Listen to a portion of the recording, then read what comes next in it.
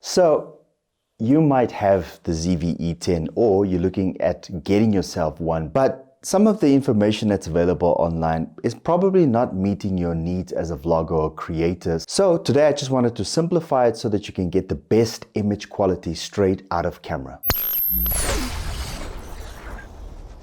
The ZV-E10 makes content creation super easy and really fun to make without having to worry about nerding out on specs or configurations, and you can get the best image quality possible in a vlogging camera. I just want to thank Sony South Africa for sending out the ZV-E10 for me to try out. There is absolutely no obligation for me to review this according to whatever they want. They gave me full creative control to test out the camera. I've been shooting with it and I must say that I completely love the ZV-E10. I think it's a cost-effective camera for those that just want to get started, especially with perhaps maybe vlogging their day-to-day lives. Perhaps you are a fragrance reviewer and you're just looking for something that is great straight out of camera, but you don't want to worry too much about all the other bells and whistles that comes with recording yourself and vlogging. The ZV-E10 is just a fantastic camera. Thus far, I am entirely convinced that this is definitely the vlogging camera for 2021. Some of these features that come with the ZV-E10, you're probably not going to use. So in today's video, I'm going to show you exactly how to maximize your ZV-E10 for super cool content creation without having to worry about any sort of hectic configuration settings. So my name is Brian Olsen, and usually on my channel I talk a lot about filmmaking, especially smartphone filmmaking. I also do some gear reviews, like today I'm talking about the ZV-E10, but more specifically I'm focusing on those that actually just want to use the ZV-E10 to vlog their next vacation, or perhaps you are a YouTuber and you're just starting out and you're looking for the best image quality straight out of camera. And at the moment I am recording with the ZV-E10 and I have the ZV-1 on the side here, and both of these cameras have exactly the same settings. And the reason why I did this is so that we can have a comparison view between the two cameras. You can see that these two have exactly the same image quality and that I didn't do anything funny in the ZV-E10 that you can't do on the ZV-1 or vice versa. This is Sony's intelligent auto mode in video, and this is the image that you get straight out of camera. So there is nothing else that I did on the camera. This is entirely the camera doing all of the work by itself.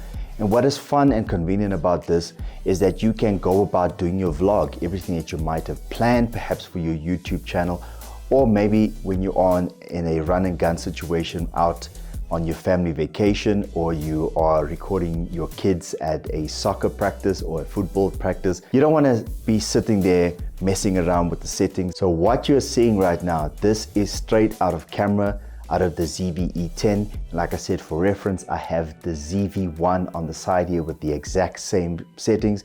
And as you can see, with obviously proper lighting, which is also on a budget, I'm able to get the best image quality out of this camera. So the other thing I wanted to show with the ZV-E10 is the onboard mic. And as you can hear, we have a whole entire photo shoot happening in the background. You see my hand, I hurt it. The wind is blowing.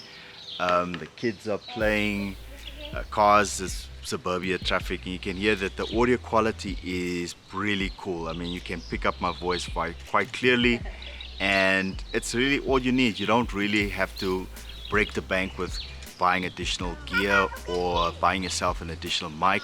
The onboard mic on the ZV-E10 is ideal for whatever circumstances you find yourself in. Even, you know, with the little dead cat that's on board, the sound is quite clear through the wind. What do you think? I think it's super cool. It sounds cool.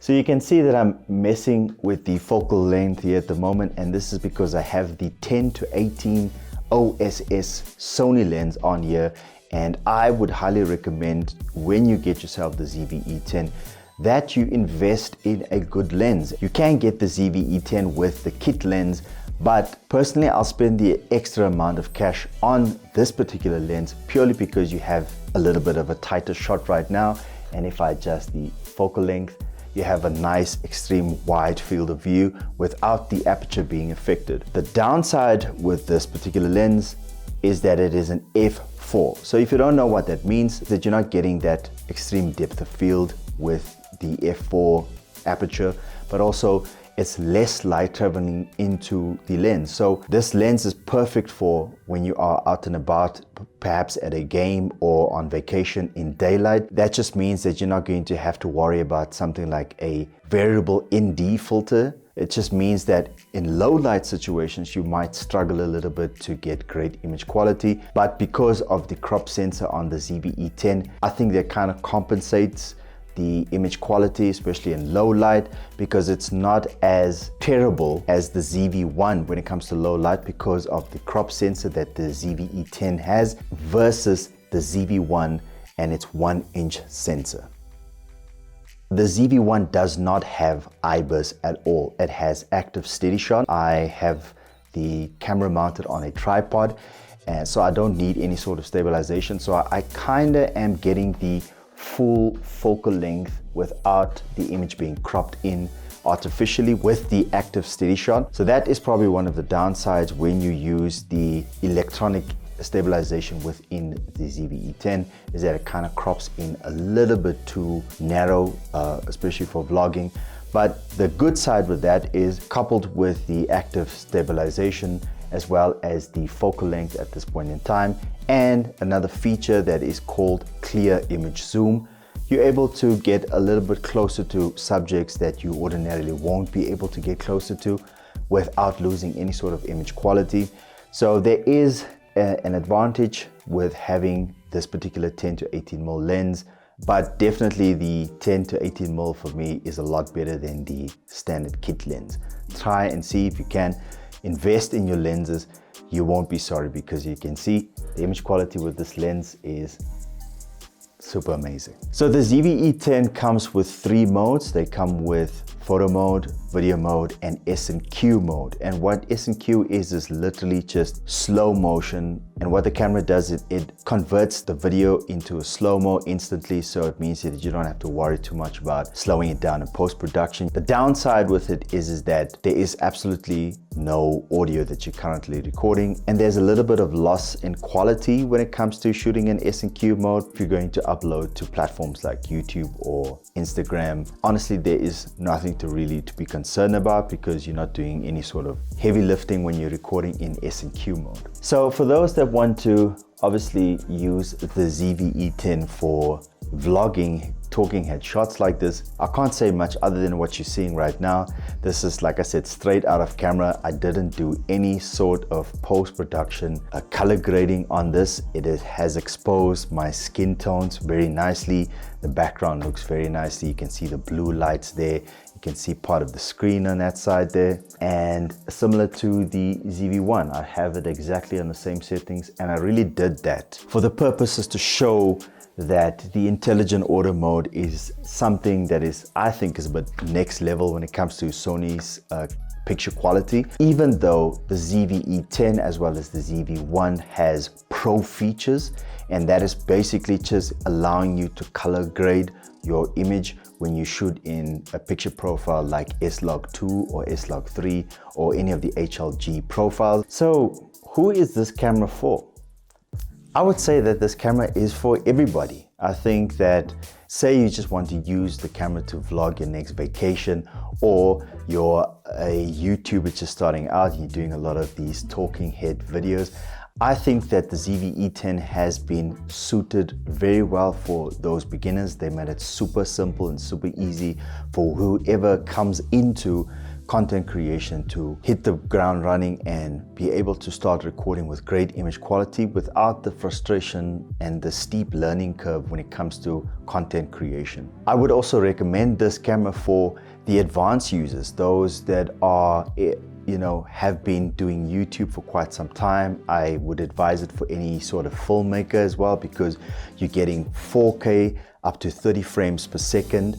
You also get 1080p up to 120 frames per second. You got all of your different color profiles that can match, especially in this similar scenario. Like I have the ZV-1 this side. It has exactly the same picture profiles as the ZV-E10. And what is fantastic, especially in a talking head situation like this, I have the LCD screen on this side. I can see myself quite clearly. I can see that the autofocus is working quite beautifully. No matter which focal length I find myself in, I am always in focus.